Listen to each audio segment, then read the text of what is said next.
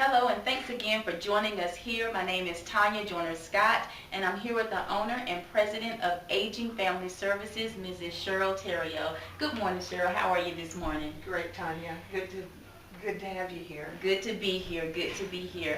You know, recently I was on your Facebook page, and I saw a post that you guys posted for your followers, and I even saw some dialogue had started around it. And you guys were talking about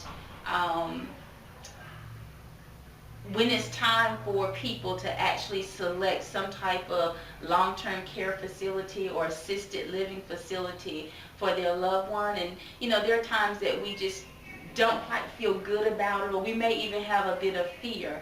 And you let us know that, but we're here for you. We're here for you through that process, to just give you peace of mind and to give you direction throughout your search. And I'm like, wow. And like I said, there was dialogue that even started surrounding that conversation. And it made me actually think about my mom.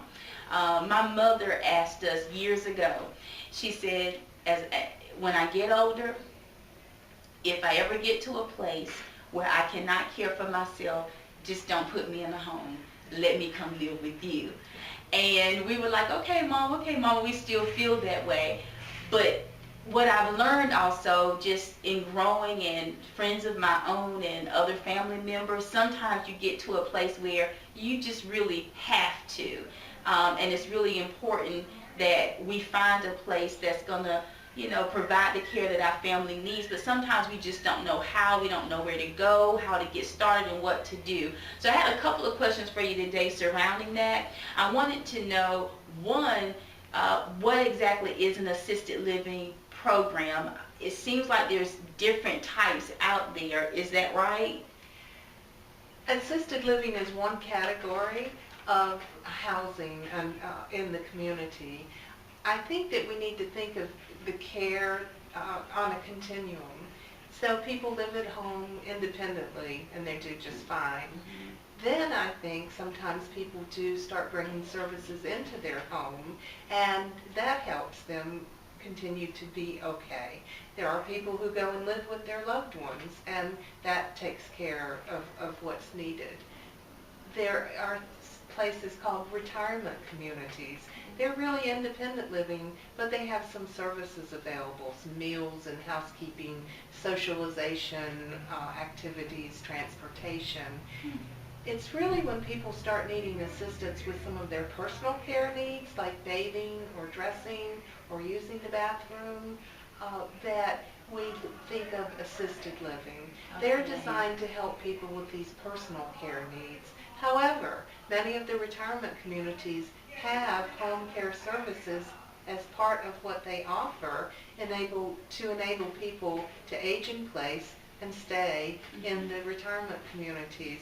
So the lines are getting a little blurred a little bit. Wow.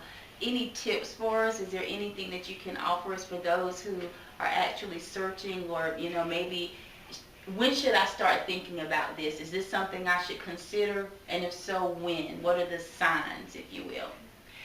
I think that it always boils down to one of two things. Either stay at home with services, which you can do, having live-in caregivers. You can bring in hospice care. You can stay in your own home until you die. It is expensive, however, because you're paying for round-the-clock care. That said, assisted living can be expensive also. And when people are thinking about what their options are, it's important to understand that what the financial situation is. And then as a geriatric care manager, part of what I do is guide people specifically to where they need to look, because not everyone can afford all of these places, and I think there's no point in looking at something that you can't afford and you can't have. You need to look at the places that are more affordable. So what we find is that there are ones that they say private pay only, and they can be $4,000 to $6,000 a month. There are others that say they will accept special assistance, and that is a public assistance program that helps share the cost of being in an assisted living facility, but not everyone qualifies for special assistance. So it's a maze, and it's important to know all of those pieces so that you know what to look for and what is appropriate for you. And how your role in all of this? I'm working with you. You kind of walk me through that. Are you there once the family member is placed? How does that work? Are you a part of that process even afterwards? Can be, absolutely.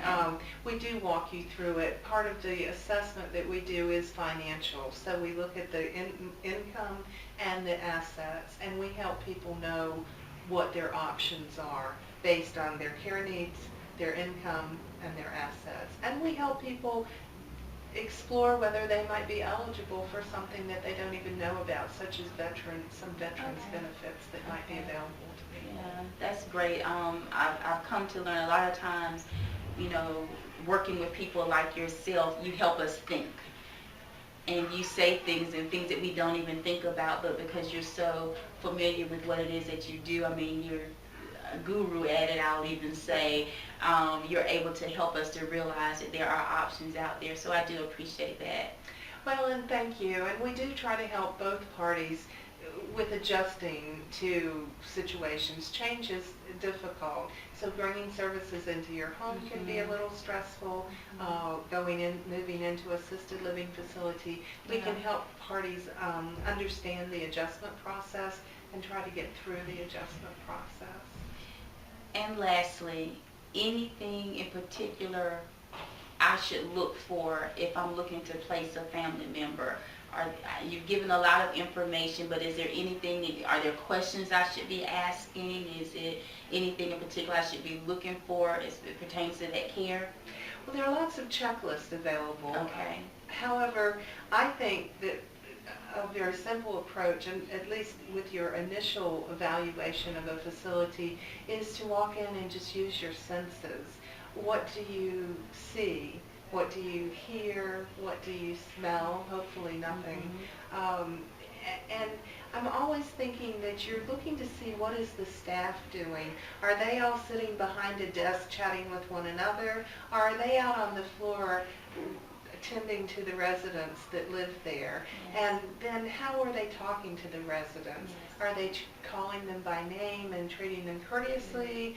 Are they sort of ignoring them and just talking with one another as staff members?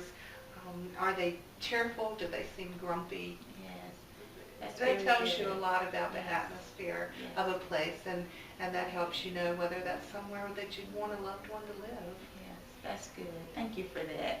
Thank you for that. I appreciate it. Thank you for joining us again on today. This conversation we just had with owner and president of Cheryl Theriault of Aging Family Services. Again, a lot of information. I appreciate the tips that she just provided us. I asked the question as to what are some of the tips she could offer to us in making a decision, but I also realized after hearing her answer that she gave us tips if you already have someone that's in a facility for you to go to, and making sure that those senses are tuned in to what's going on in the atmosphere to ensure that your loved one is getting the best possible care that they should and that they deserve. Thanks again for joining us. Contact Ms. Cheryl Theriault and the staff here at Aging Family Services. Visit their visit their website. Call them, set up an appointment, get in touch with them. They are here to service us and to help us with our needs. Thank you so much. Enjoy your day.